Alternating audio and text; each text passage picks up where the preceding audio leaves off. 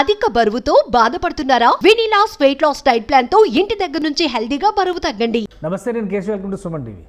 ఆంధ్రప్రదేశ్లో రాజకీయ పరిణామాలు చకచకా మారిపోతున్నాయి. విపక్షంలో ఉన్న వైసీపీ నుంచి ఒక్కొక్క పిట్ట ఎగిరిపోతున్నటువంటి పరిస్థితి. ఒకేసారి బాలినేని శ్రీనివాసరెడ్డి, సామినేని ఉదయభాను వీళ్ళిద్దరూ జనసేన తీర్థం తీసుకుంటున్నట్టుగా ప్రకటించేశారు. మరోవైపు ఈ లిస్ట్ మరింతగా పెరుగుతోంది. అటు బీజేపీ, టీడీపీ వైపు మొగ్గు చూపుతున్నటువంటి నాయకుల సంఖ్య కూడా పెరుగుతుంది.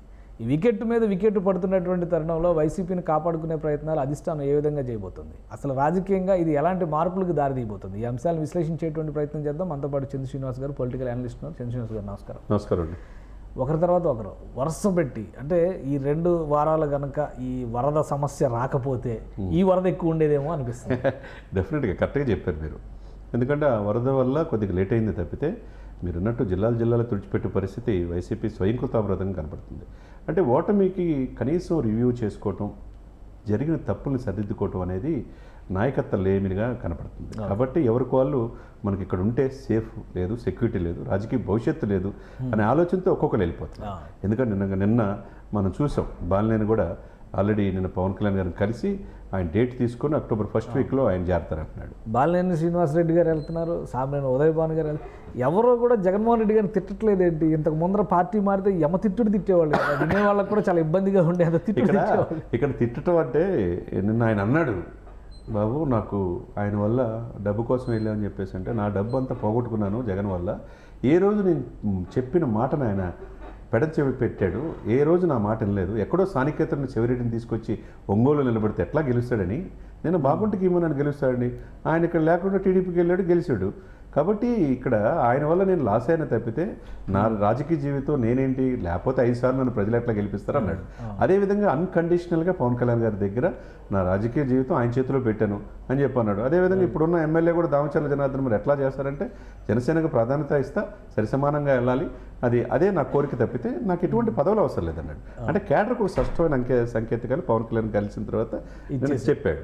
అదేవిధంగా సామినేని ఉదయభాను కూడా నాకున్న ప్రాధాన్యత ఇచ్చి వాళ్ళ నాన్నగారిని చూసి నేను కాంగ్రెస్ పార్టీ నుంచి ఆయన వెంబటే ఉన్నాను, కానీ తండ్రికి కొడుక్కి చాలా తేడా ఉంది, ఈయనేదో మారతాడని చెప్పి చూశాను తప్పితే మార్పు ఏం కనపడదు. అదే టీము అదే నిర్ణయాలు అంతా అదే, ఇంకా మారేది లేదు. ఇప్పుడు చూడండి, పిన్నెల్లి గారు జైలుకి వెళ్ళి వచ్చాడు, పల్నాడు జిల్లా అధ్యక్షుడు చేశాడు, బూచేపల్లికి ప్రకాశం జిల్లా చేశాడు, లేళ్ళప్పిరెడ్డికి అదే ప్రాధాన్యత. ఇక ఏంటి ఇక్కడ అంటే ఇక్కడ ఏంటి పొలమానకు ఏంటి, ఇంకా మార్పు ఎక్కడ జరిగింది, ఏమి జరగట్లేదని అర్థమైపోయింది.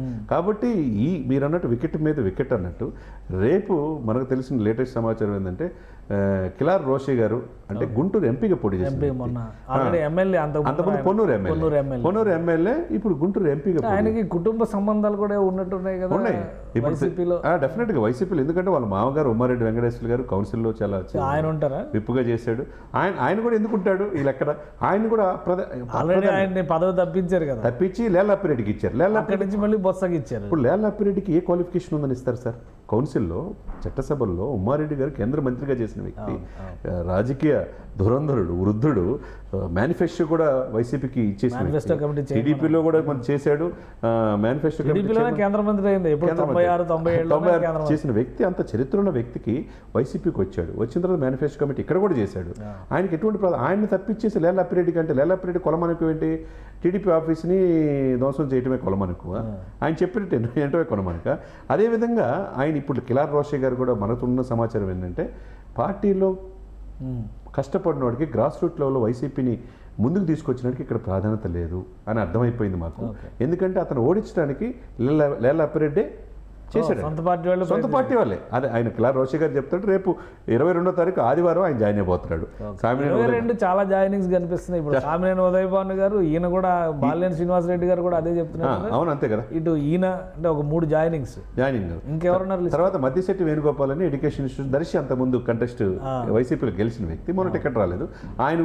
ఆయన ఒంగోలులో బాలినేనితో కూడా జాయిన్ అవ్వచ్చు. రేపు ఆదివారం అయితే సామినేని ఉదయభాను మాజీ చీఫ్ విప్ గారు, తర్వాత కిలార్ రాశి గుంటూరు ఎంపీగా పోటీ చేసిన వ్యక్తి. ఆయన ఆవేదన ఒకటే, ఇన్నాళ్ళు పార్టీని కనిపెట్టుకున్న నేను, మా మావయ్య గారు అంటే మా మావయ్య గారు అంటే ఉమ్మారెడ్డి గారు, ఆయన్ని ప్రాధాన్యత పోస్ట్ నుంచి తప్పించారు. తర్వాత చివరికి పార్టీ ఓటమికి ఈయన ఎంపీతో పాటు ఈయన ఓటమి కృషి చేశాడు ఎవరు అప్పిరెడ్డి.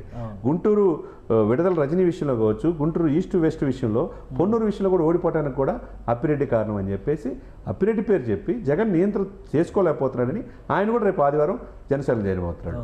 ఇకపోతే ఇంకో బంధం అన్నట్టు ఉమారెడ్డితో పాటు ఆయనకు వియ్యంకుడు తిరుపతి ఎమ్మెల్యే. ఓ ఇటు అందుకని జనసేనకు వస్తారు. Tirupati Janasena families package package అంటే ఇక్కడ మనం పక్కన పెడితే ఫ్యామిలీస్ వెళ్తాయి అంటే అర్థం చేసుకోవాలి. ఇప్పుడు నెల్లూరు వేమిరెడ్డి ఫ్యామిలీ అంటే ఒకటి ఏంటంటే రాజకీయ పార్టీలు బలంగా ఉండడానికి కారణం ఏంటంటే కొన్ని కుటుంబాలు, ఇది ఒప్పుకోవాలి. మన కుటుంబ రాజకీయాలు వద్దన్నా కానీ కొన్ని జిల్లాల్లో కొన్ని కుటుంబాలు బలపడి ఉంటే కనుక ఆ పార్టీకి అడ్వాంటేజ్ ఉంటుంది అనేటువంటి అభిప్రాయం ఉంది. ఇప్పుడు ఇలాగా ఫ్యామిలీస్లో బలమైనటువంటి ఫ్యామిలీస్ బయటకు వచ్చేస్తే వైసీపీ భవిష్యత్తు ఏంటి? ఏముండదండి, అగమ్య గోచరమే. వైసీపీ ఉంటుందా నెక్స్ట్ ఎలక్షన్కి అనేది కూడా డౌట్ ఉంటుంది ఈ పరిణామాలు చూస్తే. మీరు అన్నట్టు వెరీ స్ట్రాంగ్ ఫ్యామిలీ ఉమ్మారెడ్డి గారి ఫ్యామిలీ. వాళ్ళ అల్లుడుగా కిలార్ రోషి గారు 9 సార్లు ప్రపంచంలోనే అత్యంతగా మిర్చి ఎక్స్పోర్ట్ గుంటూరు మార్కెటే. దాని స్పైసెస్ బోర్డుకి చైర్మన్గా చేశాడంటే ఎంత ఉంది. పార్టీని కల్పించిన వాడు పొన్నూరు ఎమ్మెల్యే గెలిచిన వ్యక్తి గుంటూరు ఎంపీగా మీరు నిలబడమంటే నిలబడి చేస్తే ఆ వ్యక్తికే ప్రాధాన్యత లేకపోతే ఆ వ్యక్తి వెళ్ళిపోతుంటే చివరికి ఆయన ఎవరు ఇప్పుడు అరణ్య శ్రీనివాసు, ఆయన కూడా వైసీపీలో చిత్తూరు చేసిన వ్యక్తి. ఆయన ముందు వచ్చాడు ఆయన తెలుగులో ముందు వచ్చి ఎమ్మెల్యే అయిపోయాడు. ఈయనేంటి అక్కడ ఉండిపోయి నమ్ముకొని భవిష్యత్తు ఉంటుందంటే లేదని అర్థమైపోయి ఇటు చేరుతున్నాడు. ఇప్పుడు అరణ్య శ్రీనివాసు తిరుపతి ఎమ్మెల్యే అయ్యాడు. అంటే కిలార్ రోషి గారి కూతుర్ని అరణ్య శ్రీనివాస్ గారి కొడుక్కి ఇచ్చి వీళ్ళకి బంధుత్వం అంటే రాయలసీమకి ఇక్కడ ఆంధ్ర కోస్తా కూడా బంధుత్వం ఉంది. మీరు అన్నట్టు కుటుంబాలు వెళ్ళిపోతే ఇంకా ఏం మిగులుతుంది ఇక్కడ ఈ పార్టీలో? ఎవరున్నా పేర్లు వినిపిస్తున్నాయా? ఇంకా ఆగే అవకాశం ఉంది. ఇది ఆగే అవకాశం. గోదావరి జిల్లాలో కూడా కొన్ని పేర్లు వస్తున్నట్టు తోట త్రిమూర్తుల పేరు కూడా వస్తుందండి. మరి అది ఇంకా నిర్ణయం తీసుకోలేదు. మన మార్నింగ్ స్టార్ కూడా వస్తున్నట్టుగా వినిపిస్తుంది. అదే చూడాలి. కేతిరెడ్డి ఏదో టచ్ లోకి వెళ్ళారన్నారా? మరి అదేంటి ఇంకా ఫస్ట్ డిసెంట్ చెప్పిన వాళ్ళలో కేతిరెడ్డి కూడా ఒకరు, కేతిరెడ్డి వెంకటరెడ్డి కూడా చెప్పాడు. ఈ కూటమిని కూడా అప్రిషియేట్ చేస్తున్నాడు. పవన్ కళ్యాణ్ గారి వల్లే మేము ఓడిపోయామని చెప్పి అంటున్నాడు. కేతిరెడ్డి గారు కూడా సానుకూలంగా ఉన్నాడు. మరి ఇక్కడ బెర్తలు పూర్తి అయిపోతే ఖాళీ లేవు కదండి. ఇక్కడ ఫుల్ అయింది, హౌస్ఫుల్. ఫుట్బోర్డు ప్రయాణం నేరం కాబట్టి కష్టమే అవుతుంది. కాబట్టి ఎంతమందిని తీసుకోగలరు వీళ్ళు కూడా. కాబట్టి రాజకీయ భవిష్యత్తు కోసం ఇప్పుడు కనుక నిర్ణయం తీసుకోకపోతే మా భవిష్యత్తు అంధకారం అయింది అనేది చాలా మందికి అర్థమైపోయింది. వెల్లంపల్లి శ్రీనివాస్ కూడా బీజేపీ వాళ్ళకి ఏదో కేంద్ర స్థాయిలో సంప్రదింపులు జరుపుతున్నాడు అనేట్టు ఒక సమాచారం వస్తుంది. వాస్తవమేనా? అక్కడ కూడా ఉన్నాయి ఆ ప్రయత్నాలు. ఎందుకంటే ఆయన 2014లో బీజేపీ టికెట్ మీద పోటీ చేసి అంతకుముందు 2009లో ప్రజారాజ్యంతో గెలిచారు. 2014లో బీజేపీ టికెట్ మీద పోటీ చేసి ఓడిపోయారు. 2019లో వైసీపీ టికెట్ మీద పోటీ చేసి గెలిచారు. మళ్ళీ ఇప్పుడు బీజేపీలోకి వెళ్లే ప్రయత్నం చేస్తారు. అక్కడ సుజనా చౌదరి గారు ఉంటే ఎలా కుదిరిద్దండి? అంటే సుజనా చౌదరి గారు ఆల్రెడీ ఆయన కూడా ఇన్వైట్ చేశారు, రమ్మంటున్నారు అంటారు. అంటే రాయి తగిలింది సీఎం గారితో పాటు ఆయన వెల్లంపల్లి గాయపడ్డ శ్రీనివాస్ అంటే ఇక్కడ భవిష్యత్తు ఆయన కూడా ఇష్టం వచ్చినట్టు కూటమిని మాట్లాడాడు. పవన్ కళ్యాణ్ గారిని, చంద్రబాబు నాయుడు గారిని, లోకేష్. అంటే ఇప్పుడు పార్టీలు మారిన వాళ్ళు బరి తెగించి మాట్లాడితే అవకాశాలు వస్తాయి అనేటువంటి ఒక సిస్టమ్ని క్రియేట్ చేశారు. అంటే వాళ్ళకి డోర్స్ క్లోజ్ అయినాయండి. బరి తెగించి మాట్లాడిన వాళ్ళకి ఇక్కడ డోర్స్ లేవు. ఓకే, ఇప్పుడు పవన్ కళ్యాణ్ గారిని అసెంబ్లీ గేటు కూడా దాటనివని చెప్పిన వాళ్ళంతా వాళ్ళ ఇంటికే పరిమితం. ఇంట్లో కూడా ఉన్నారో లేదు వాళ్ళ ఎస్కేప్. వాళ్ళ మీద కేసులు ఉండి ఎప్పుడు అరెస్ట్ చేస్తారో తెలియని పరిస్థితి. అటువంటి వాళ్ళు నోరుందుగానే ఇష్టం వచ్చినట్టు మాట్లాడి అసభ్యంగా పదజాలను దూషించడం వాళ్ళు ఎవరికి ఇక్కడ ఆహ్వానిస్తట్లా. మచ్చలేని నాయకులు. ఇప్పుడు బాలినేని ఎప్పుడు కూడా విమర్శించలేదే పవన్ ని, అదేవిధంగా సామినేని ఉదయభాను కూడా విమర్శించలేదే. అంటే వీళ్ళు ఒక డిసిప్లిన్డ్ పొలిటీషియన్, ప్రజల్లో హుందాతనం మెయింటైన్ చేయాలనే స్పృహ ఉన్న రాజకీయ ఆ స్పృహ ఉండబట్టే వాళ్ళకి రాజకీయ జీవితం కూడా అందరూ కూడా ఆహ్వానిస్తారు. వీళ్ళు వస్తే బాగుంటుంది పార్టీకి అనేది ఉంటుంది. కాబట్టి ఇప్పుడు పవన్ కళ్యాణ్ గారు ఎవరిని పడితే అలా ఆహ్వానించేది ఉండదు ఇక్కడ. కాబట్టి ఆయన భవిష్యత్తు, ఆయన జనసేన పార్టీకి సంస్థాగతంగా వెళ్ళాలంటే గుంటూరులో ఇప్పుడు ఉమ్మారెడ్డి గారు లెగసీ వచ్చింది. ఈ రోజు కిలార్ రోషి గారు రేపు ఆదివారం రాబోతున్నాడు. వాళ్ళ మామగారు కూడా వచ్చేస్తారు కదా ఆటోమేటిక్గా. అప్పుడు వెరీ స్ట్రాంగ్ పర్సన్ అక్కడ గుంటూరులో వస్తారు. అదేవిధంగా బాలినేని ప్రకాశం నెల్లూరు జిల్లాలకు ఆయన యొక్క చేరిక బాగుంటుంది. అదేవిధంగా కిలార్ రోషి గారు వియ్యంకుడు తిరుపతిలో ఉన్నారు కాబట్టి రాయలసీమలో కూడా బలంగా ఉంటుంది. ఇకపోతే సామినేని ఉదయభాను ఆ ప్రభావం కృష్ణా, ఉభయ గోదావరి జిల్లాలో కూడా ఉంటుంది. కాబట్టి ఉత్తరాంధ్రలో ఆల్రెడీ ఈక్వేషన్స్ అన్ని దృష్టిలో ఉంచుకునే గేట్లు ఎత్తుతున్నారు. అంతే కదా. ఆ సిచ్యువేషన్ బట్టి, అవసరాన్ని బట్టి, దీర్ఘకాలిక ప్రయోజనాలను బట్టి నాన్ కాంట్రవర్షియల్ అభ్యర్థుల్ని, ప్రజల్లో ఉండే వ్యక్తుల్ని జనసేన పార్టీ ఆహ్వానిస్తుంది. రైట్.